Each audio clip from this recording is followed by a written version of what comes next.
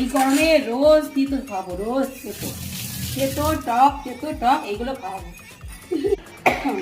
Hello friend, good morning. আশা করি তুমি সবাই খুব ভালো আছো, সুস্থ আছো এবং খুশিতে আছো।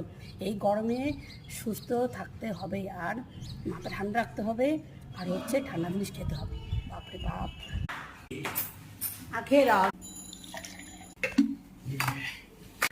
আখের রস দিয়ে মাথা, মন, পেট সব ঠান্ডা করে দেবে।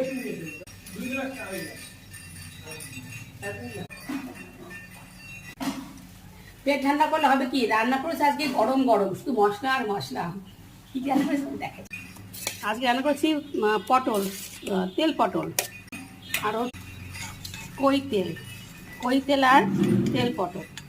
পেট ঠান্ডা হবে আর পেট গরমও হবে। কি